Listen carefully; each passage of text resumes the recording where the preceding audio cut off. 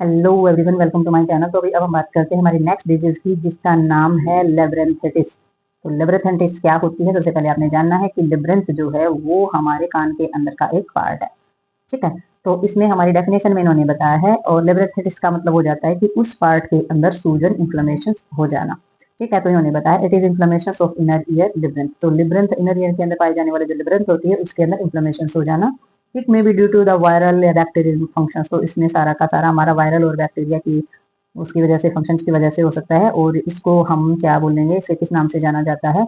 Vestibular न्यूट्रिट के नाम से भी जाना जाता है, न्यूरिटिट्स के नाम से भी इसको जाना जाता है। तो इसमें क्लासिफिकेशन में इन्होंने बताया कि viral it is also now of the vestibular neuritis, this often due to the viral infection symptom and graduals onset of vertigo and nausea vomiting. तो इन्होंने बताया कि वायरल इन्फेक्शन जो होता है ये हमारा वेस्टिबुलर न्यूट्रिएंट्स की वजह से तो होता ही है, और वायरल इन्फेक्शन के जो सिम्टम्स होते हैं उसमें हमारा चक्कर आना, मन मचलना और उल्टियां आना, ये सारी की सारी चीजें इसके अंदर दिखाई देती हैं। बैक्टीरियल के अंदर हमारी 3 टाइप्स होती हैं बैक्टीरियल्स की, जो कि हमारी इनर ईयर इन्फेक्शन के अंदर पाई जाती है। तो सबसे पहले सिंथेटिक लेब्रेंथिटिस पाई जाती है, यानी कि वहाँ का लेब्रेंथ के एरिया में बहुत ज्यादा सूजन हो जाना, और टॉक्सिक यानी कि किसी भी तरीके की जहरीली चीज हमारे लेब्रेंथ के अंदर हो जाना, उसकी वजह से सूजन हो जाना।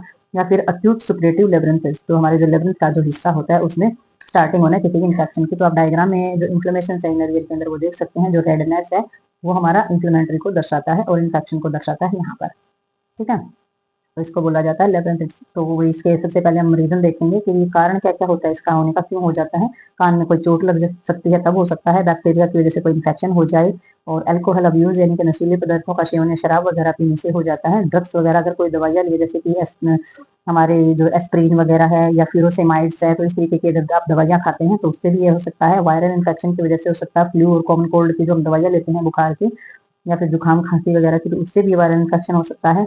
एलर्जी की वजह से हो सकता है, किसी प्रकार की एलर्जी अगर आपको है। Begin tumour of middle ear, अगर मिडल ईयर के अंदर ट्यूमर की कोई फॉर्मेशन है तो उसकी वजह से भी ये हमारी दिक्कत हो सकती है। लिब्रेंथ के अंदर स्वेलिंग और जो हमारी जो इन्फ्लेमेशन है वो पाई जा सकती है। तो नेक्स्ट देखते हैं इसमें। तो अभी हम इसमें देखेंगे क्लिनिकल मैनिफेस्टेशन। तो क्लिनिकल मैनिफेस्टेशन में हमारा इसके अंदर आ जाता है टिनिटस।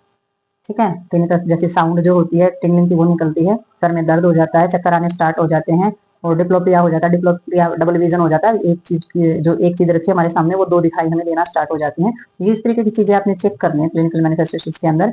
और नेक पेन एंड स्टिफनेस, गर्दन के अंदर बहुत ज्यादा अकड़न हो जाएगी और दर्द हो जाएगी, नेजला वोमिटिंग, मन मचलेगा, उल्टियां आएंगी, और बहुत ज्यादा मात्रा में चक्कर आने स्टार्ट हो जाते हैं, बुखार हो जाता है, और फेशियल वीकनेस आ जाती है, पैरालाइसिस वगैरह का खतरा भी हो जाता है इसके अंदर। तो वो सारी चीजें चेक करेंगे तो फेस के अंदर कमजोरी आने की वजह से।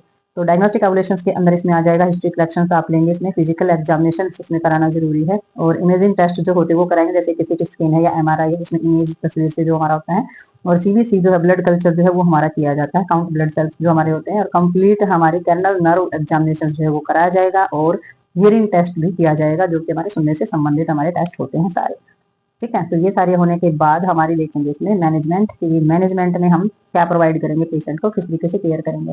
तो सबसे पहले हमारी मेडिकल मैनेजमेंट आ जाएगी, और मेडिकल मैनेजमेंट के अंदर हम सबसे पहले देखेंगे पेशेंट को ड्रग्स कौन से प्रोवाइड करने हैं। ड्रग्स वही प्रोवाइड करने हैं जो कि हमारे प्रिस्क्राइब किए गए हैं। तो एंटी वर्टाइगो देंगे, चक्कर को बंद करने वाले, जैसे कि मैक्लाइजिन है या फिर स्कोपोपोलामिन है। ये हमारे ड्रग्स जो है वो चक्कर को बंद करने के लिए होते हैं। एंटीवायरल ड्रग्स दिए जाते हैं जो वायरल इन्फेक्शन को कम करते हैं, जैसे कि हमारे एक्वाई कोलावायर हो ड्रग्स होता है। फिर हमारे एंटीबायोटिक दिए जाएंगे, वो इन केस में दिए जाएंगे जहाँ पर जो बैक्टीरियल इन्फेक्शन होता है उनको कम किया जाता है, जैसे कि अमोक्सिसिलिन जो हमारा ड्रग्स होता है वो हमारे इन्फेक्शन को कम करेगा। एंटीमेट्रिक्स दिए जाएंगे जो हमारे वोमिटिंग और नेजुआ को खत्म करेंगे। ठीक है, उल्टियाँ वगैरह कम जो है उस पर रोकथाम लगाएंगे। और एंटी हिस्टामिन दिए जाएंगे, जैसे कि डिप्लोको ड्राइमाइंस होते हैं, ये हमारी एलर्जी वगैरह को कम करने का काम करते हैं। कॉर्टिकोस्टेरॉइड्स दिए जाएंगे, ये हमारे नॉर्मल सभी जगह दिए जाते हैं। आईवी फ्लूइड दिया जाएगा सीवियर डिहाइड्रेशन के अंदर, अगर पानी की कमी शरीर के अंदर हो जाती है तो फ्लूइड्स जो है वो हमारा आईवी इंसरेशन कराया जाता है।